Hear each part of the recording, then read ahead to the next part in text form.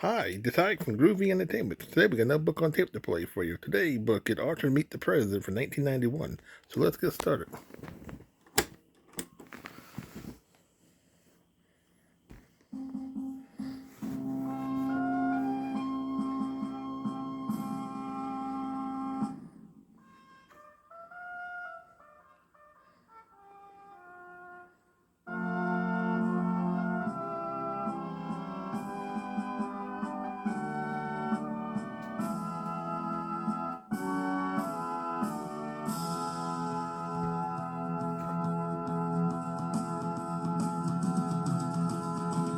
Say hello to Arthur. He just can't wait to meet you. He's off on an adventure and really wants to see you come along with all his friends. Arthur is the friendliest aardvark you'll ever get a chance to meet. He has a lot of fun and sometimes problems, just like you and me. When he finds he's in a pickle, you'll be amazed at what he can do. A rainy kind of day doesn't get in his way. He's got friends to help him through. Welcome to Arthur's Adventures at home and play at school. He's just around the corner, saving a place for you. So come along with all your friends. Suppose you got to meet the president in Washington, D.C. You'd be shaking hands and saying hello and shaking like a leaf. A crowd gathers round the White House, waiting to hear you speak. What would it be like? Would you be tongue-tied? Just think how it would be. So say hello to Arthur. He just can't wait to meet you. He's off on an adventure and really wants to see you come along and be his friend. Come along and be his friend.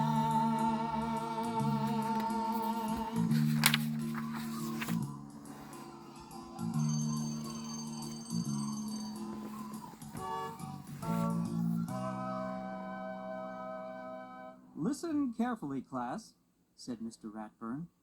This is a national contest, so do your best work. I love contests, said Muffy. What do I win? The winner visits the White House in Washington, said Mr. Ratburn. What do we write about? Asked Arthur. The subject is How I Can Help Make America Great, said Mr. Ratburn. Everyone started writing. Arthur started thinking. He thought about the time he and D.W. helped old Mrs. Tibble clean her yard. He thought about how much more they could do in the neighborhood if the whole class helped. Then he began to write.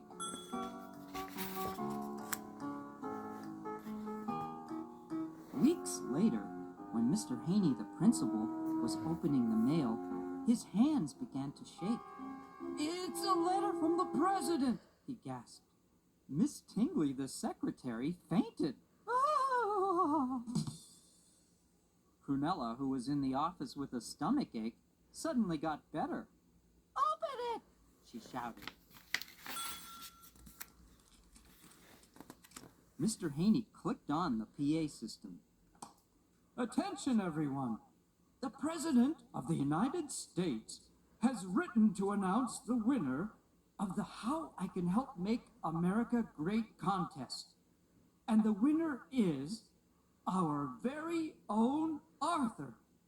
He and his class are invited to attend a special ceremony at the White House. Mr. Ratburn's class went wild. Congratulations, Arthur, said Mr. Ratburn. You'll have to work hard to memorize your paper so you can recite it to the president next Wednesday. Memorize? Recite? Asked Arthur. Of course, said Mr. Ratburn. We'll all be there cheering you on. You're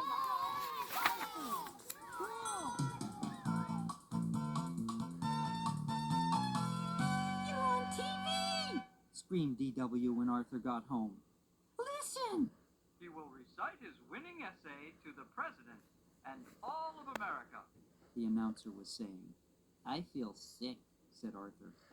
Not as sick as you'll feel when you're giving your speech, said D.W.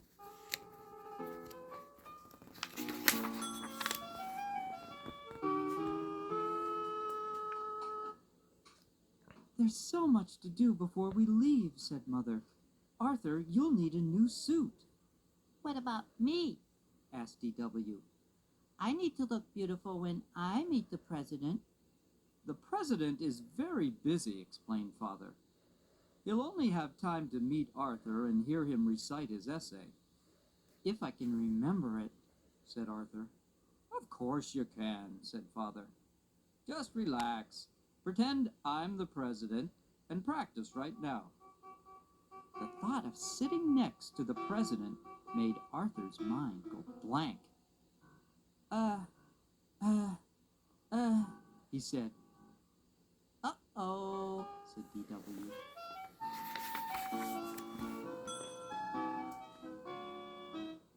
Monday at school, everyone was busy planning the trip. Oh boy! No homework for 3 days, said Francine. Not quite, said Mr. Ratburn. Everyone groaned. Oh. Each of you will have to do a report, he explained. As we tour Washington on Wednesday, you will be our guides. So get to work. I'll see you all at the airport tomorrow morning.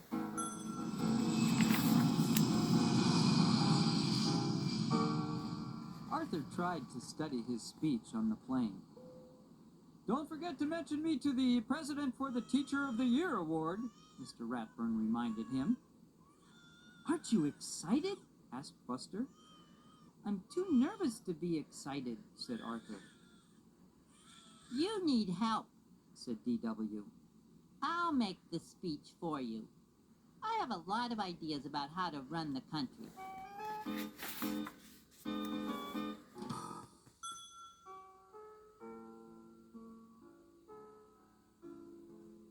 That night at the hotel, Arthur was too worried to sleep. What in the world are you doing? Asked Father. What if I forget my speech and the president laughs at me? Arthur asked. The president would never laugh at you, said Father. Why don't you write your speech on note cards and keep them in your pocket? He suggested, just in case. What a great idea, said Arthur. He felt much better. Now try not to worry and go to sleep, said Mother.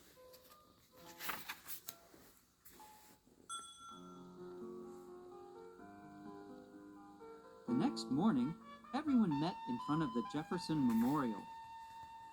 Arthur, you look so handsome, said Francine. Ready to meet the president? Said Mr. Ratburn. I guess, said Arthur. He reached into his pocket to make sure the note cards were there. Time for your reports, called Mr. Ratburn. Only 1 more hour until we're due at the White House. Our first stop is the Washington Monument, the tallest building in Washington, explained Francine. 898 steps to the top. Everyone ready? Are you kidding? Said D.W. I'm taking the elevator. This is the Capitol, where Congress makes the nation's laws, said Sue Ellen. I think we all know how important it is to obey the law, said Mr. Ratburn. The National Museum of Natural History has great mummies, said Buster. Follow me. No, thanks, said Muffy. I'll meet you at the gift shop. The last stop was the White House. It's so big, said Arthur. Now Not as big as Muffy's house, said DW. The White House has 132 rooms, said the Brain. Every president except George Washington has lived here. It has a barber shop, clinic, indoor pool, theater, gym, and its own library.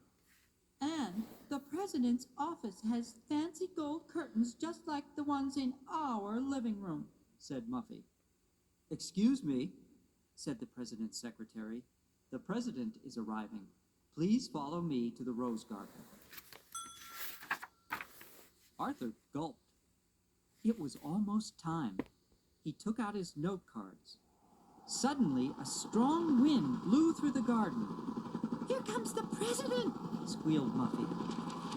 My speech, gasped Arthur. Relax, said Mr. Ratburn. You'll be fine. DW wasn't so sure. She had a plan.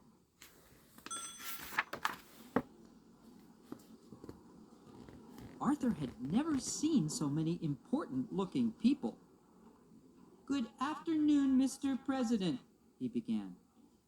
When I think about what I can do to make America great, Arthur began to feel very warm. His knees began to shake. His mind went blank. This is the worst day of my life, he thought. Suddenly, Buster giggled. Soon everyone else joined in. Even the president was laughing. Arthur turned bright red. And when Arthur saw what they were laughing at, he laughed too.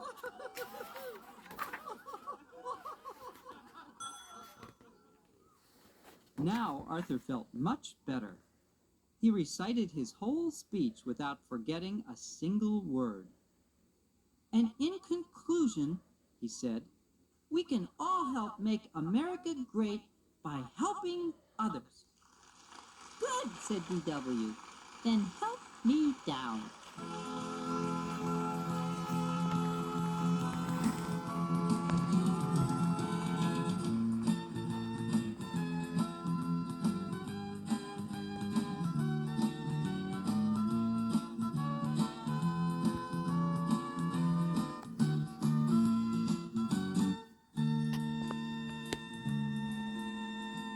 Arthur Meets the President is brought to you by Little Brown and Company, who bring you all of the Arthur adventures.